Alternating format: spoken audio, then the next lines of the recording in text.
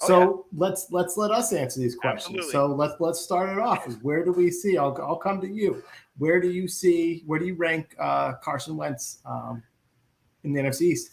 Right now, I have him as number 2.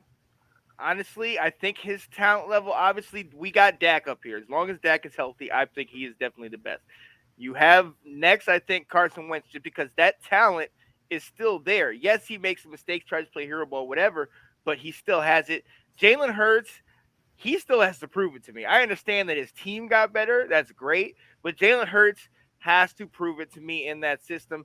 And Daniel Jones is hanging on, man. He might surprise some people and do something. But Daniel Jones, in my opinion, he's number 4. What do you think?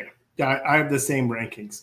I think we're all kind of at that point where you could go either way for 2 and 3 with Hurts and Wentz. I'm going to go Wentz. I'm going to give him the benefit of the doubt because he's a better passer than Hurts. Yeah, I love Jalen Hurts. I loved watching him in Alabama. When he got drafted by the Eagles, I was kind of bummed, like, oh man, I want to see this guy succeed. I don't want to see it in Philly.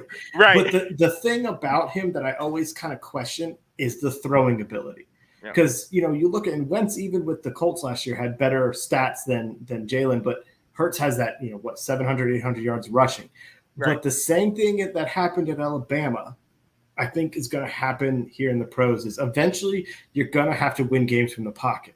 Yeah. And that's where I just don't know if Hurts is going to get up that. So I go Wentz at number 2.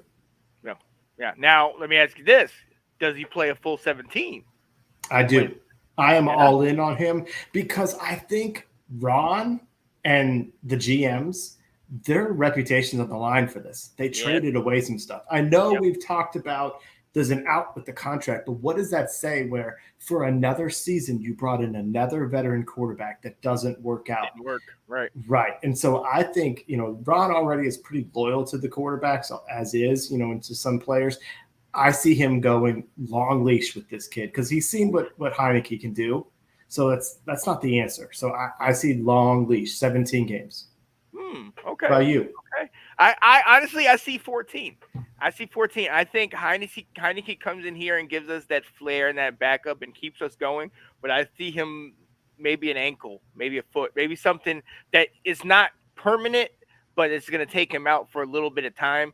I question that the longevity in his health. Like I can think he can sustain for a little period of time, but a full 17 seasons is going to be interesting. So, and I also want to see the head game that Nicholas was talking about. I'm with that. So I think 13, 14 games for sure. I would love to see 17, but I think in 13 and 14. Okay. For real. So yeah. Oh yeah.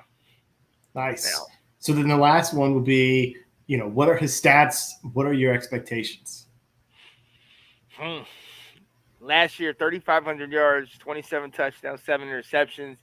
I think he'll be 30 and 13, 30 TDs, 13 interceptions. And I think he's going to just crack maybe like 31, 3,200 yards. So you got less yards. Yeah, I got less. I think the offense is going to run. We have 3 big time running backs in the backfield. I think we're going to use that, and if we can get Curtis Samuel healthy, I think they're going to try to put him and McKissick are going to try to be like a dual threat of what Debo is.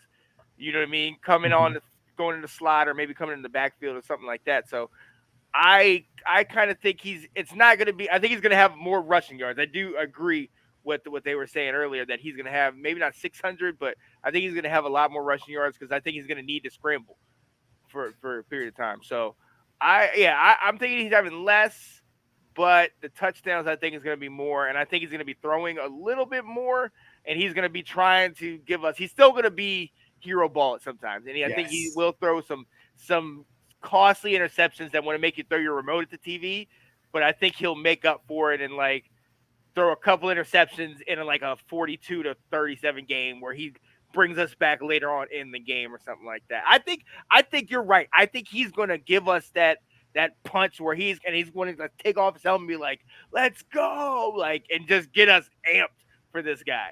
Yeah. I don't know if it's going to be long term as far as in max number of years, but I think he's going to give us something this year because he's got a lot to prove. And And I just believe it, man. I believe it. So what do you think about the numbers? What do you think? Yeah, I'm kind of going a little mix between Ab and was it Andrew? Yeah. Because I do think we're going to have a similar style with Indy, where we're going to focus on the run. But I think we have better weapons, and that's going to get him hyped a little bit. And I think also to play against a team like Dallas and probably Philly, we're probably going to have some high-scoring games against them. It may not be a defensive battle. So like you said, 42-37 type games, I think you're right. I think you're going to see that. And I think he's going to throw a few more picks playing hero ball, just like you said, because he's got these weapons that he knows they have a chance to make a play. Right. So I'm going to go. He's going to have 28 touchdowns and 12 interceptions.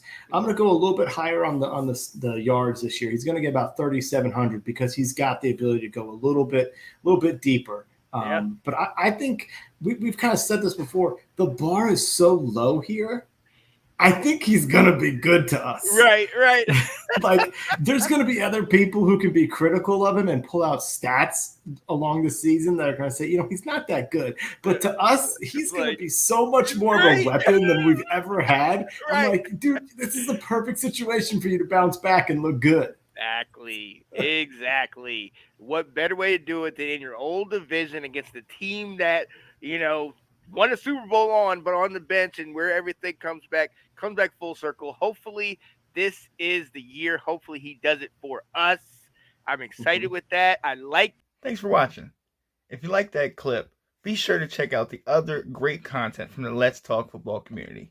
And as always, please like, subscribe, and hit that notification bell so you'll be notified when more great content like this becomes available.